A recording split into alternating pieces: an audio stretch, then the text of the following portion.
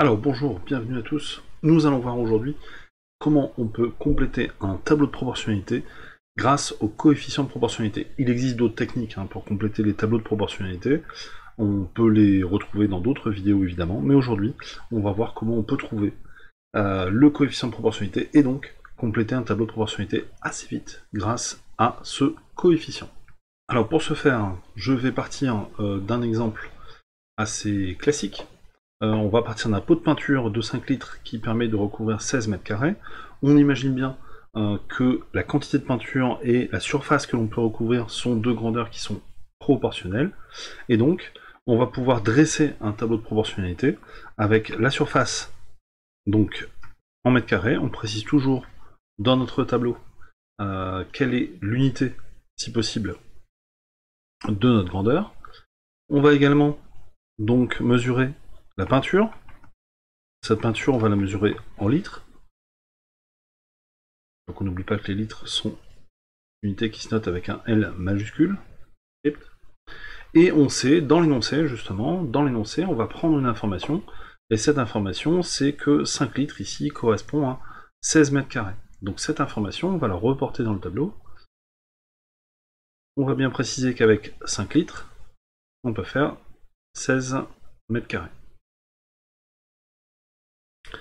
Et on nous demande de calculer les surfaces que l'on peut recouvrir avec 2 litres. Donc 2 litres ici, 14 litres, et 32 litres de cette peinture. Alors, comment on va faire pour trouver justement les dimensions en mètres carrés, celle-ci, que je suis en train de mettre, compléter ce tableau de proportionnalité? Eh bien, on va d'abord trouver le coefficient, on va dire plutôt, un coefficient de proportionnalité. Alors, ce coefficient de proportionnalité, on va le trouver grâce à la colonne complète de notre tableau de proportionnalité. Pour ce faire, on va diviser les deux nombres dans cette colonne. Alors on va les diviser dans n'importe quel sens, on peut faire 5 divisé par 16 ou 16 divisé par 5. On va essayer par exemple 5 divisé par 16. Voilà. On va taper ça à la calculatrice. Alors à la calculatrice, on va faire 5 divisé par 16. Et on va trouver par exemple ici 0,3125. Ou alors on pourrait faire 16 divisé par 5. Ce qui donnerait 3,2. Alors en fin de compte, quand on calcule ces deux divisions, on trouve deux nombres différents, ce qui est normal. Donc en fonction des exercices que vous allez trouver, vous allez peut-être faire l'une ou l'autre des deux divisions. Ça dépend aussi dans quel sens vous avez écrit vos deux grandeurs dans ce tableau. Pas de panique, un tableau de proportionnalité a deux coefficients de proportionnalité. Ici par exemple 0,3125 et ici 3,2. Donc en fin de compte, on a deux coefficients. On va prendre peut-être 3,2, mais il est peut-être plus simple que 0,3125. Donc ici, nous, on va sauvegarder uniquement le coefficient 16 cinquièmes, c'est-à-dire 3,2. Alors ce coefficient de proportionnalité 3,2, on va pouvoir l'écrire sur le côté du tableau ici, fois 3,2. Alors souvent on l'entoure. Et après la question qu'on doit se poser, c'est est-ce que ça fonctionne du haut vers le bas, qui est souvent le cas, ou est-ce que ça fonctionne du bas vers le haut? Alors ce qu'on va faire, c'est qu'on va faire un petit test à la calculatrice, et on va vérifier que notre coefficient de proportionnalité fonctionne avec ces deux nombres-là. C'est-à-dire je vais prendre le nombre 16, je vais le multiplier par 3,2, et normalement ça devrait donner 5. Ici, 16 fois 3,2, ça ne donne pas 5.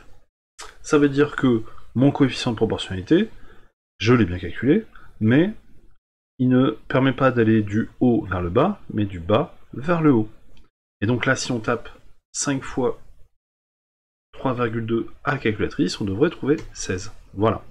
Donc vraiment le conseil que je peux donner, c'est de tester son coefficient de proportionnalité une fois qu'on l'a écrit sur le côté. On teste ce coefficient avec la colonne complète déjà pour voir s'il fonctionne. Ça sert à rien d'aller utiliser un coefficient de proportionnalité dans les autres colonnes à compléter si déjà il ne fonctionne pas avec la colonne complète. Alors, une fois qu'on a écrit ce coefficient et que l'on l'a testé, eh bien on va pouvoir l'utiliser avec toutes les autres colonnes, et c'est là que ça va aller beaucoup plus vite. Du coup, pour effectuer ce calcul ici, on va donc faire 2, on va partir du nombre qui est en bas sur cette colonne, on va suivre l'ordre qui est ici, qui est que pour remonter vers le haut, il faut multiplier par 3,2, donc on va faire 2 fois 3,2. 2 fois 3,2, c'est assez facile à faire de tête, on trouve 6,4. C'est-à-dire que pour 2 litres de peinture, on peut peindre 6,4 mètres carrés. Après, du coup, tout s'enchaîne assez vite, hein. Donc on va faire 14 fois 3,2, 14 fois 3,2, cela fait 44,8, donc on peut faire 44,8 mètres carrés, avec 14 litres de peinture. Et puis avec 32 litres de peinture, j'ai oublié de mettre la petite flèche, avec 32 litres de peinture, on va pouvoir multiplier par 3,2, et donc 32 fois 3,2 à la calculatrice, cela donne 102,4. Donc avec 32 litres de peinture, on peut peindre 102,4 mètres carrés de surface. Voilà comment un peu on va compléter un tableau de proportionnalité. Alors j'ai mis une deuxième question, la question B ici, qui justement change un petit peu. Pourquoi? Parce qu'on va aller chercher non pas une surface, mais on va aller chercher de la peinture. Ce qui veut dire que quelle quantité de peinture faut-il prévoir pour peindre 36 mètres carrés? Cette fois-ci, le 36 mètres carrés, on va le mettre sur la ligne supérieure à la ligne de la surface. Et donc pour descendre dans l'autre sens, parce que là on va changer de sens, on veut passer de la ligne du haut à la ligne du bas, on veut passer de la surface à la peinture, le coefficient de proportionnalité 3,2, on va l'utiliser à l'envers. Et pour l'utiliser à l'envers, eh bien on va pas faire une multiplication par 3,2, mais on va faire une division par 3,2. À la calculatrice. Je la ressors la calculatrice. Hop.